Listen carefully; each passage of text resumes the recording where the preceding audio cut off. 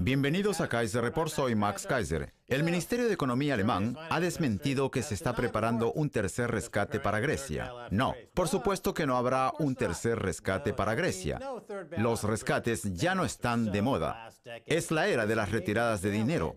Cuando todo esto termine, los bandidos, los banqueros mafiosos y los corredores de bolsa se habrán llevado todo el dinero de la gente. No dejarán nada. La inflación, la deflación y la confiscación se llevarán hasta el último céntimo. Así es, Max, estoy convencida de ello. El Banco de Inglaterra creó una etiqueta en Twitter a través de la cual los internautas podían hacer preguntas. Pues bien, uno de ellos envió una pregunta relacionada con la flexibilización cuantitativa en la que aseguraba que es dañina. Veamos cuál fue la respuesta del Banco de Inglaterra al usuario Micraman101. La flexibilización cuantitativa no es dañina, ha contribuido a impulsar a la economía y proteger el empleo. El usuario Viejo Gruñón respondió a ese tuit: la flexibilización cuantitativa es dañina y ustedes son malvados. También lo hizo el usuario LifeMaster. Para nada, ha contribuido a impulsar un sistema bancario corrupto y a empobrecer aún más a la gente. Como ves, el Banco de Inglaterra asegura que la flexibilización cuantitativa no es dañina. El Banco de Inglaterra asegura que su política monetaria tiene como objetivo la creación de empleos. Sin embargo, no hay ninguna relación entre ambas. Más allá del hecho de que la flexibilización cuantitativa está provocando una baja de los salarios dentro de ese desplome deflacionista en que el Reino Unido se encuentra inmerso en este momento.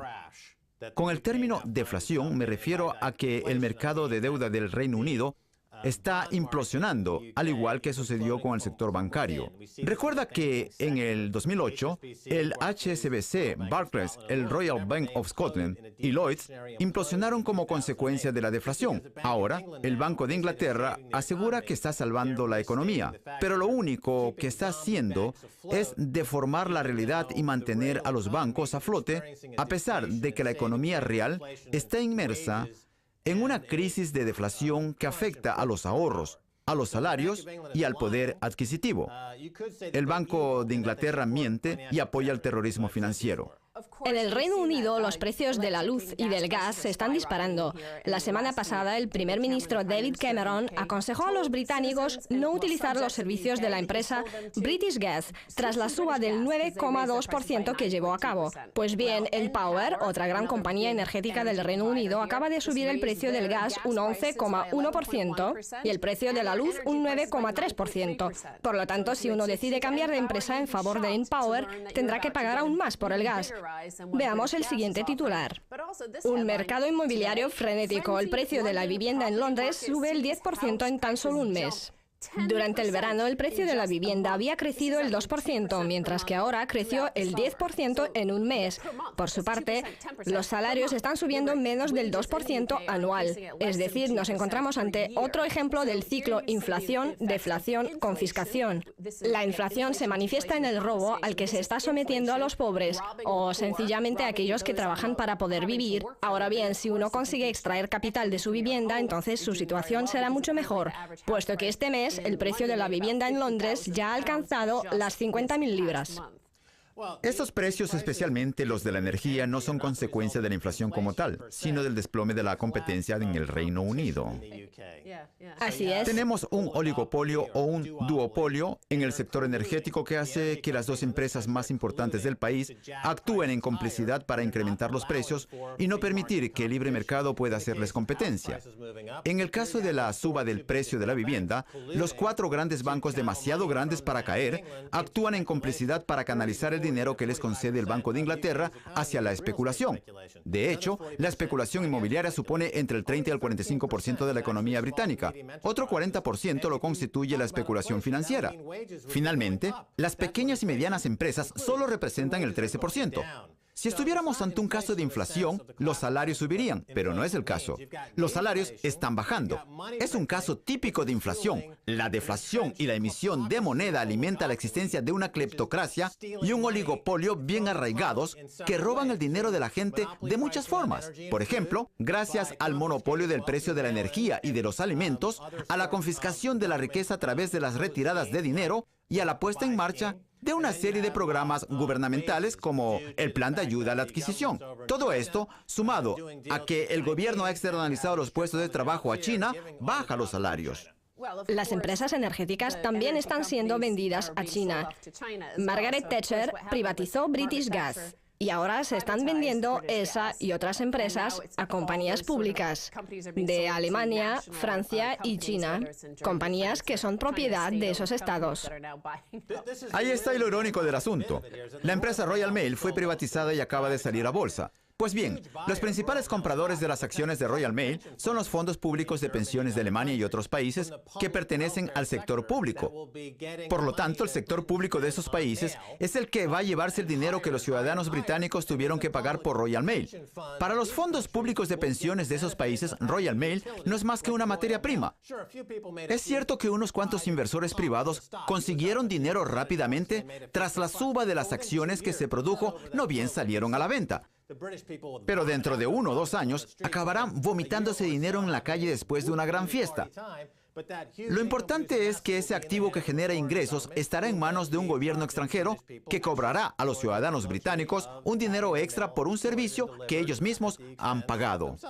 Otros grandes compradores de las acciones de Royal Mail fueron los fondos de riqueza soberana de los países del Golfo, como Qatar o Kuwait. Bien, si recuerdas, uno de los tweets escritos como respuesta al Banco de Inglaterra aseguraba que la flexibilización cuantitativa había contribuido a que la gente se empobrezca aún más. Veamos cuál está siendo su efecto en todo el mundo. Trabajadores estadounidenses desesperados venden órganos de su cuerpo. El titular de Bloomberg sobre esta misma noticia publicada por Businessweek dice: el cuerpo como máquina de hacer dinero. Así pues, eso es lo que está ocurriendo en Estados Unidos gracias a la flexibilización cuantitativa. Las autoridades aseguran que el objetivo es crear empleo. Sin embargo, en todos los trimestres desde comienzos del 2011, salvo en 2, las palabras pelo, óvulos y riñón han estado entre las 4 principales sugerencias de búsqueda de Google cuando se introduce la frase «quiero vender mi». En Estados Unidos, la venta de riñones es ilegal. El hecho de que la gente pueda planteárselo pone de manifiesto que sigue habiendo muchas personas preocupadas por su futuro económico, asegura Nicolás Colas, responsable de estrategias de mercado del grupo ConvergeX, que realiza un seguimiento de los indicadores económicos extraoficiales. Colas añade que no es algo que hayamos visto en las recuperaciones económicas anteriores. No estamos ante una recuperación económica en la que la gente consiga trabajo, los salarios suban y exista buena relación entre los banqueros, los trabajadores y otros elementos de la economía que participen en una misma esfera. Existe un monopolio depredador constituido por el sector bancario y el sector energético que obliga al Banco de Inglaterra a inundar el mercado de dinero en efectivo hasta el punto de que los particulares tienen que vender sus riñones para poder subsistir. Seguro que el NYMEX de Nueva York creará un índice bursátil en el que uno pueda comprar y vender riñones libremente. Pero eso no es bueno. El hecho de que la gente tenga que vender órganos de su cuerpo para poder pagar la energía que le venden los monopolistas, con el beneplácito de Mark Carney, el psicópata depredador del Banco de Inglaterra, no es síntoma de una economía saneada. Osborne, que estuvo en China este fin de semana, aseguró que los británicos deberían actuar como los chinos. Sin embargo, en China hay un gran mercado de compraventa de órganos que proceden en su mayoría de presos ejecutados. Si en Estados Unidos existiera un mercado legalizado de compraventa de riñones, un riñón costaría $15.200. Según dijeron, los ciudadanos más propensos a aceptar dinero por su riñón suelen ser jóvenes, gozan de buena salud y proceden de familias modestas. Pues bien, esos son los mismos que se ven castigados por todos los sectores de la economía, ya sea debido al aumento de las tasas universitarias o a la suba del precio de la vivienda en Londres en un solo mes. Se trata de una transferencia de riqueza a los mayores por parte de los jóvenes, que incluso se ven obligados a vender un riñón para acceder a la escalera de la propiedad. Seamos sinceros, los menores de 25 años solo sirven para una cosa: donar órganos a la sociedad.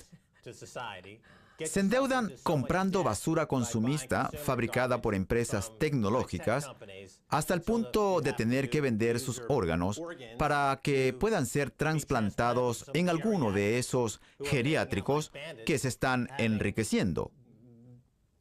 ¡Dios mío! Acabo de tener una visión.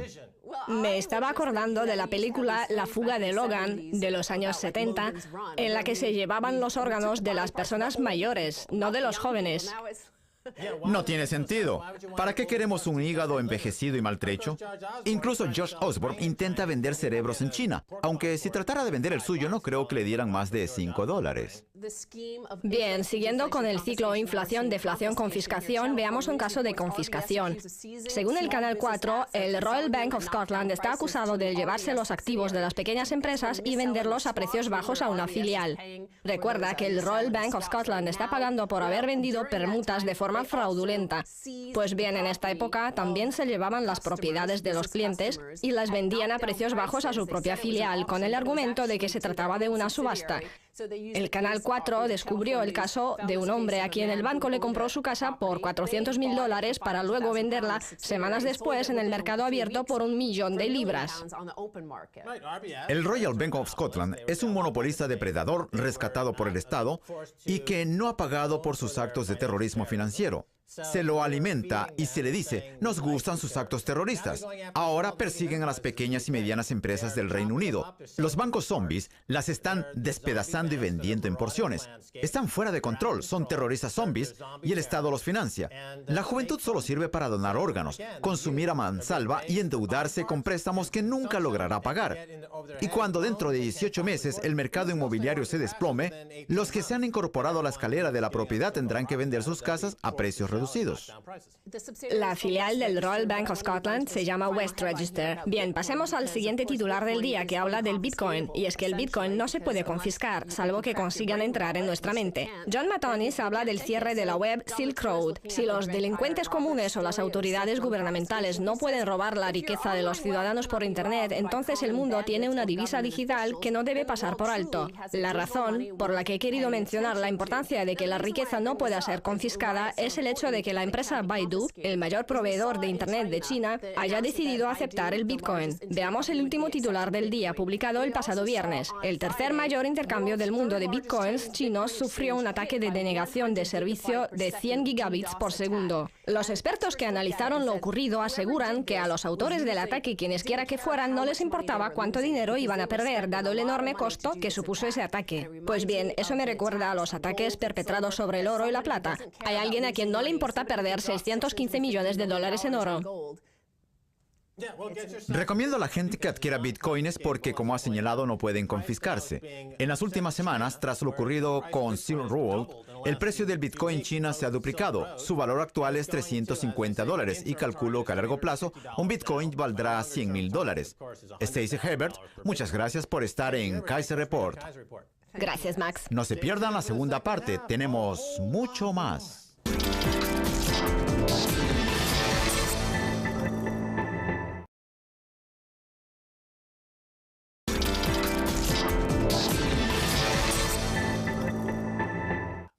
Bienvenidos de nuevo a Kaiser Report, soy Max Kaiser. Vamos a Dublín para hablar con el profesor Konstantin Gurdjieff.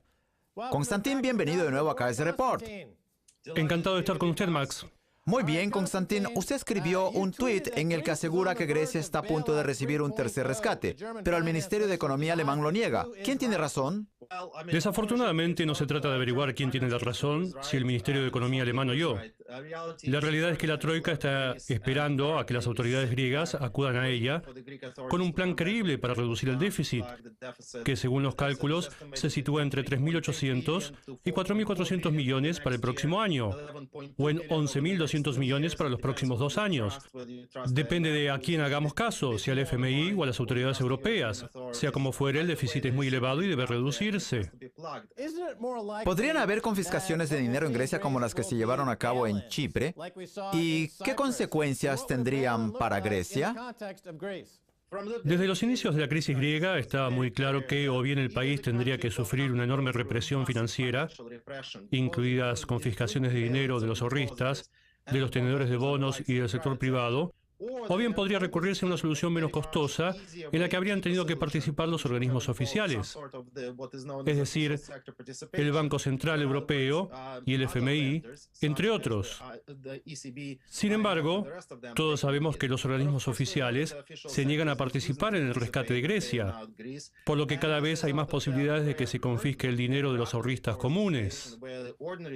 Creo que es algo inevitable en los próximos 3 años. con independencia de que el país reciba un tercer rescate o no. Cuando la deuda de un país alcanza el 175% del PBI, cuando las deudas del sector privado son enormes, cuando los bancos tienen que recurrir a los bonos del Estado para mantener el equilibrio de sus balances generales y acuden constantemente al Banco Central Europeo para pedir dinero prestado, parece evidente que tarde o temprano se producirán confiscaciones de las cuentas de los ahorristas. Usted ha hablado de los organismos oficiales y de cómo evitar tener cualquier tipo de pérdidas. Sin embargo, Constantin, ¿no es cierto que esos mismos organismos oficiales son los que han causado el problema al intentar financiarse a sí mismos? En otras palabras, hace 5 o 6 años, el FMI estaba casi en bancarrota y cuando estalló el problema en Grecia e Irlanda, el FMI se recuperó. El fondo se financió en el mercado de deuda de una forma que a Grecia no se le permite. La relación es totalmente asimétrica. El FMI, organismo oficial, se aprovecha de los activos de Grecia e Irlanda siguiendo su instinto depredador. Su objetivo no es ayudar a esos países, sino saquearlos. ¿Me equivoco, Constantin? Tiene razón hasta cierto punto, en el sentido de que el FMI ha expandido enormemente su mandato en los últimos años. Eso se debe en parte a la crisis y en parte al hecho de que el FMI ya expandió su capacidad de prestar dinero antes de ella. Lo que sucedió hace 3 años fue que el FMI amplió la base del dinero que podía prestar incrementando las contribuciones de cada país a su fondo.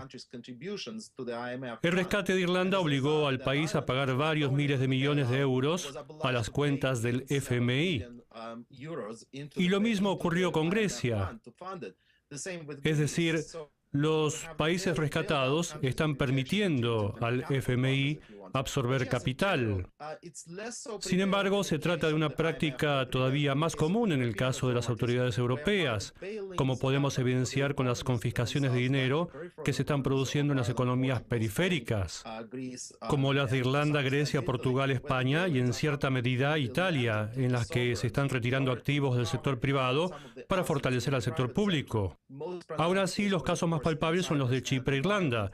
De hecho, en Irlanda se pagó a los tenedores de bonos de los bancos irlandeses con el dinero que el gobierno había pedido prestado a la Troika.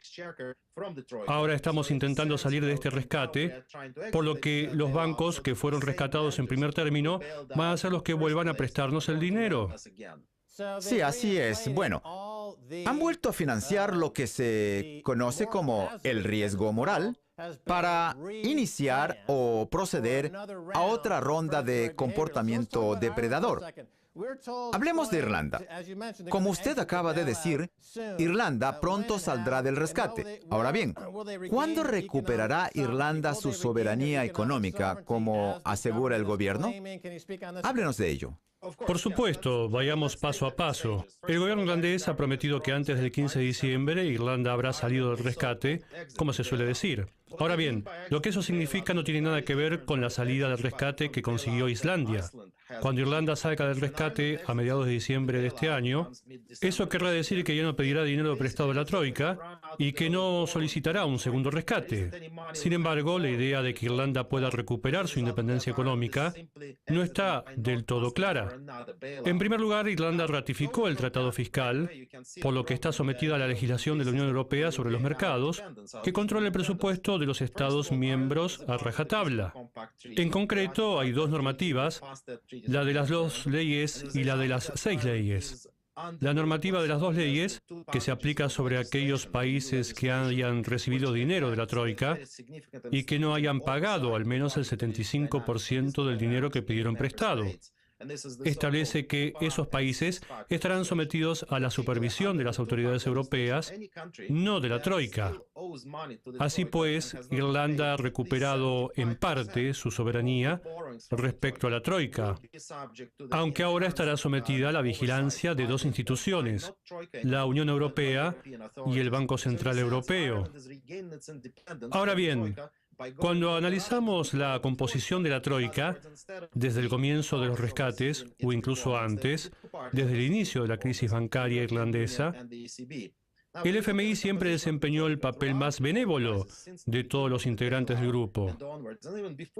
De hecho, el FMI aceptó retrasar algunos pagos para que las autoridades irlandesas pudieran dar algo de aire a la economía y que ésta creciera. El FMI también se centró más en garantizar que se llevaran a cabo reformas estructurales a largo plazo, mientras que el Banco Central Europeo y la Comisión Europea tenían como objetivo asegurarse de que se solucionaban los problemas de déficit a corto plazo, sin que se efectuaran reformas estructurales como tal. Podríamos decir que al salir del rescate, Irlanda tira por la borda el único apoyo que tenía en la Troika. Muy bien, una pregunta corta. ¿Cuántos jóvenes han tenido que abandonar Irlanda en los últimos 5 años? No conozco los datos concretos relativos a los jóvenes, pero lo que sí sabemos es que antes de la crisis del 2006-2007, los inmigrantes que llegaban a Irlanda eran más que los inmigrantes que abandonaban el país. En cambio, tras la crisis se ha producido un aumento espectacular de la inmigración. Por ejemplo, el año pasado emigraron 80.000 personas, lo que supone una cantidad significativa si tenemos en cuenta que la población total es de 4,8 millones de habitantes. Durante los primeros años de la crisis, la mayoría de los emigrantes fueron personas del este, Polonia, Eslovaquia, que habían llegado al país pocos años antes y que perdieron sus empleos. Esas personas volvieron a sus países de origen o decidieron emigrar a otros países europeos. Sin embargo, desde hace 3 años se ha producido un cambio de tendencia. La mayoría de los emigrantes son irlandeses. De hecho, en los 2 últimos años se ha producido una fuga de jóvenes con un alto nivel de formación que han tenido que salir del país al no encontrar oportunidades laborales que les permitan crecer desde el punto de vista profesional. Las autoridades irlandesas afirman que se trata de una elección del estilo de vida. Ahora bien, como solemos decir aquí, esos jóvenes simplemente han elegido tener un estilo de vida, porque desde ya aquí no tienen ninguno. Constantin, en una visita oficial a China, el ministro de Economía del Reino Unido, Josh Osborne, declaró que el Reino Unido es un país de segundo nivel en el que la población debería empezar a trabajar como hacen los chinos.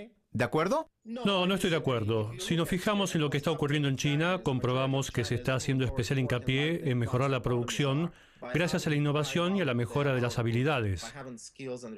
La economía china está cambiando a nivel interno a pasos agigantados. No es del todo evidente para los que estamos fuera, pero lo cierto es que las economías de los países BRICS están pasando de una economía basada en la fabricación de dispositivos baratos para Occidente a una economía cimentada en la producción de artículos de alto valor añadido. No tenemos más que fijarnos en la industria del automóvil, que en menos de una década ha pasado de fabricar coches de poca calidad a fabricar coches muy buenos. Me parece irónico que el ministro de Economía afirme que el Reino Unido debería empezar a parecerse a China, aunque quizás se refiera a la ética del trabajo. Es posible que en las socialdemocracias se nos haya olvidado lo que es trabajar de verdad y tengamos expectativas demasiado elevadas. Aunque también es verdad que se trata de una generalización injusta. Fíjese, por ejemplo, en la economía italiana, que está dividida en 3 sectores geográficos. Por un lado está la zona alrededor de Roma, en la región del Lacio, que se dedica principalmente a la agricultura, una agricultura de calidad, por cierto. Y cuanto más al sur, mayor peso tiene la agricultura. Sin embargo, la economía del norte de Italia es tan eficaz como la de Suiza, la de Austria o la del sur de Alemania, que presentan un elevado nivel de productividad y de aptitud. La región cuenta con un gran capital humano acumulado. Pues bien, lo mismo ocurre en el Reino Unido. Las zonas del sur de Inglaterra son el sustento de toda la economía británica y permiten compensar la menor productividad de zonas como Gales e Irlanda del Norte, a donde se están trasladando grandes cantidades de dinero con el objetivo de que también puedan crecer. Si Osborne quisiera que se expanda el sector de los productos de valor agregado, En lugar de intentar que los ciudadanos del Reino Unido trabajen en condiciones de esclavitud, como sucede en China, debe tratar de mejorar la educación y reducir las tasas universitarias para que el nivel de formación de la población sea mayor y se logre sumar un valor agregado a la economía. Se ha equivocado por completo. Bien, nos quedan segundos. Quisiera preguntarle por un nuevo término que ha introducido China en el mundo, la desamericanización. ¿Qué opina? Se trata de un sueño que el mundo lleva persiguiendo desde hace tiempo, tener una alternativa al dominio mundial estadounidense en términos de flujos de inversión, de comercio y de capital humano. Creo que es bastante improbable que suceda si los que tratan de impulsarlo son China o los países BRICS. Sin embargo, lo que está claro es que la influencia de Estados Unidos en el resto del mundo seguirá disminuyendo, hasta el punto no de convertirse en una segunda potencia, pero sí de tener que compartir el poder con otras regiones del mundo, en particular la región Asia-Pacífico. Muy bien, Konstantin Gurdjieff, gracias por estar en Kaiser Report. Gracias, Max. Es todo por hoy en Kaiser Report. Soy Max Kaiser. Quiero agradecer a nuestro invitado Konstantin Gurdjieff. Si quieren contactarnos, envíenos un tweet a Kaiser Report. Hasta la próxima. Max Kaiser les dice adiós.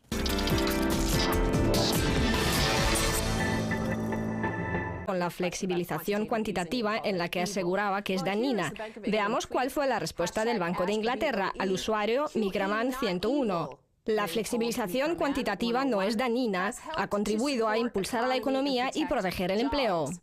El usuario viejo gruñón respondió a ese tuit: la flexibilización cuantitativa es dañina y ustedes son malvados. También lo hizo el usuario LifeMaster. Para nada, ha contribuido a impulsar un sistema bancario corrupto y a empobrecer aún más a la gente. Como ves, el Banco de Inglaterra asegura que la flexibilización cuantitativa no es dañina.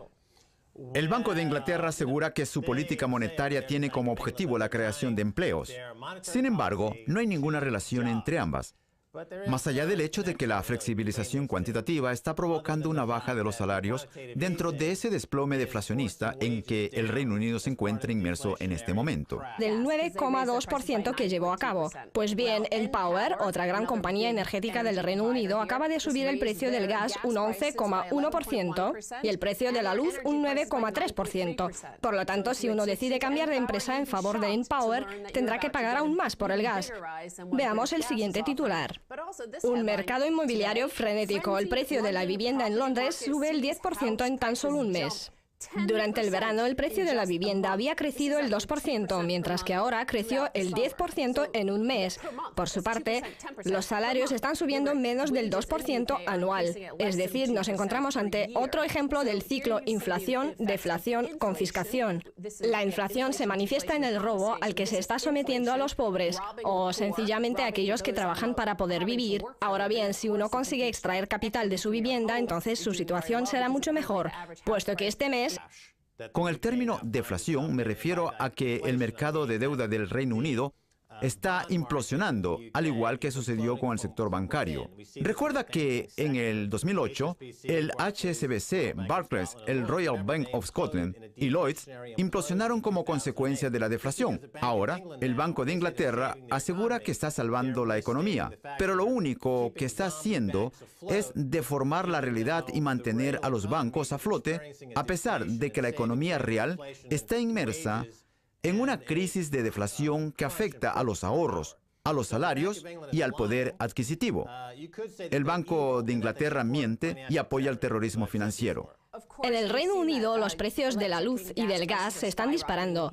La semana pasada, el primer ministro David Cameron aconsejó a los británicos no utilizar los servicios de la empresa British Gas, tras la suba del precio de la vivienda en Londres ya ha alcanzado las 50.000 libras. Estos precios, especialmente los de la energía, no son consecuencia de la inflación como tal, sino del desplome de la competencia en el Reino Unido. Así es. Tenemos un oligopolio o un duopolio en el sector energético que hace que las dos empresas más importantes del país actúen en complicidad para incrementar los precios y no permitir que el libre mercado pueda hacerles competencia. En el caso de la suba del precio de la vivienda, los 4 grandes bancos demasiado grandes para caer actúan en complicidad para canalizar el dinero que les concede el Banco de Inglaterra hacia la especulación. De hecho, la especulación inmobiliaria supone entre el 30 y el 45% de la economía británica. Otro 40% lo constituye la especulación financiera. Finalmente, las pequeñas y medianas empresas solo representan el 13%. Si estuviéramos ante un caso de inflación, los salarios subirían, pero no es el caso.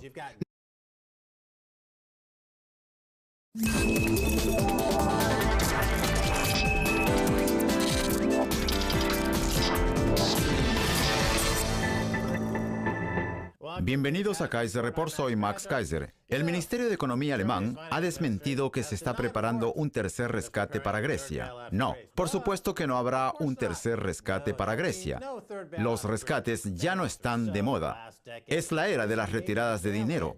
Cuando todo esto termine, los bandidos, los banqueros mafiosos y los corredores de bolsa se habrán llevado todo el dinero de la gente. No dejarán nada. La inflación, la deflación y la confiscación se llevarán hasta el último céntimo.